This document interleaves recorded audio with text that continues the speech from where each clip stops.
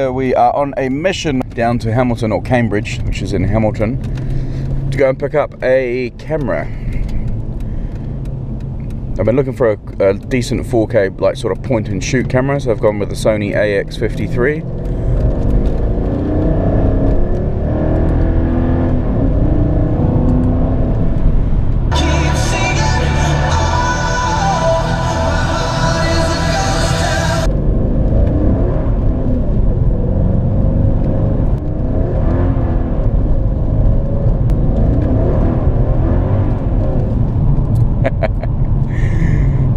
There we have it, the Sony AX53. Picked it up second hand.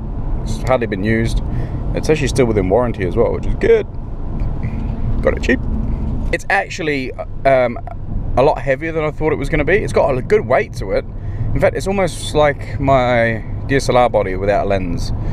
So it's got a nice, maybe a bit more. It's got a nice weight to it. So I'm looking forward to seeing how it works in the hands.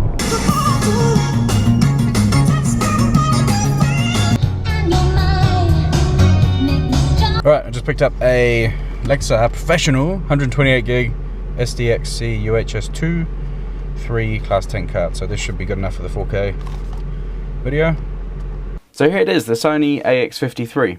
Quite a cool little camera. As you'll see, I've got a Rode VideoMic Pro sitting on top here. That is because the onboard mics for any cameras are generally pretty crap, so I've gone ahead and put one of those on top. And I've used this adapter here, so this 1 to 2 hot shoe adapter. Now that's because there's not much space on this, as you can probably see here. Once you get your hands in here, there's actually very little room on top to put your fingers and use the zoom toggle. So I did that to get it out of the way. I may find a slightly different one, or I might utilize this other hot shoe for, say, a light or something, or maybe even a monitor, who knows. The reason why I got it was because I wanted to get into 4K, and I wasn't sure if I wanted to spend, you know, $6,000–7,000 on a Sony A7S II. So I've been umming and ahhing and looking at different options, and this came up on online at a second hand at a really cheap price. So I hit buy now. I actually haggled with the seller, and then we came to a price, and then I hit buy now, and I went down and picked it up, as you can see in the video, and I'm quite surprised with it. It feels good in the hands. The boss stabilization is great, even at 4K, where the 4K doesn't utilize all of the boss stabilization, so it only works as active. Whereas if you're in 1080, you can get the intelligent mode, which is even better. But even still, I'm absolutely blown away with the boss stabilization. That works perfectly for me. This one's had the firmware updated, so it doesn't have a moment on the tripod, doesn't freak out or anything like that. I'm shooting in 4K at 100 megabytes per second, and then I'm squeezing it back down to 1080 at the moment just to see what it's like. And I've done some night shots with it, and I'm very surprised actually with how it handled at night. Yeah, in the dead of night, the footage is grainy. There is a grain there, but with neat video denoise, I was able to clean most of it out, and I'll show you a couple of videos on that. And also, it just sort of shows you the stabilization as well, because one of them, I was in the car and I picked up the camcorder and started recording and filming a train. Now, I was blown away when I was able to just drive along, pick up the camera and quickly film this train, and how stable the footage was. There's no post stabilization. There is denoising going on, but yeah, I was really surprised. So, and that's what I want, is something where I can capture moments. I mean, that's what it's all about. If you don't have a camera, it's no good. So already very happy with how this works. Now, there is very little manual controls on this. You do have the ability to control basically one item. When it comes to exposure, you can control one item manually. That be shutter speed, iris, or gain. If you set the exposure to 1/50th and then go and try and change something like the gain, then it will set the shutter speed back to auto. So you can only adjust one thing at a time manually when it comes to setting the exposure of the image. So you can always have this on manual focus, and I set the shutter speed to 1/50th and leave it there. So I'll just show you on here. Here we go. So down here, I've set my custom function button as the shutter speed, and it's on manual at the moment, and it's 1/50th, and I'm shooting at 24p, I believe. It's another handy thing. It's got zebra stripes and focus peaking, which is quite handy just to see, you know, where you're at.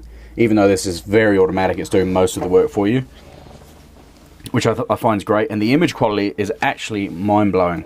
I was really surprised by how a cheap little camcorder like this, which is probably at the top end of the consumer range, could perform so well. So I'm looking to make some fun little videos out of it. I like how it's so portable, and boom, I can just sit it on the seat of the car, and I'm taking shots where I don't need to bring my tripod and stuff like that, which is quite handy, because I do have quite a heavy, even though it's carbon fiber, it's quite a heavy tripod to lug around everywhere. So I'm really enjoying the portability of it. Yes, you must get a microphone. Onboard mics are terrible for a lot of camcorders or DSLRs and things like that. Another great thing with this is it does have a headphone jack at the front here, so you can monitor audio, which is brilliant. I couldn't find anywhere that solidly said, yes, it does have a headphone jack. There was lots of yay and nay. What else have I got? The Boss stabilization, yeah, works brilliant. 4K doesn't have the full Boss stabilization, but it's still very, very good. There's lots of videos on the specifications, and there's also lots of videos comparing the image quality. For the price I paid for it, I bargained. I thought it was really, really, really good. All I had to get was a decent SD card and a good microphone. Overall, it's a great little camera. Check out some of the footage at night time that I was able to get out of it. For what it is and for how dark it was, I'm actually really surprised with it. And so anyway, guys, that's where I went and that's what I picked up. Hopefully I'll be doing some 4K stuff. If it's dark, then it'll be 1080p because I'll be squeezing the image down and cleaning it. But otherwise, I'm hoping most of it will be 4K. Anyway, guys, please like, subscribe, and comment. And I'll see you in the next one. See ya.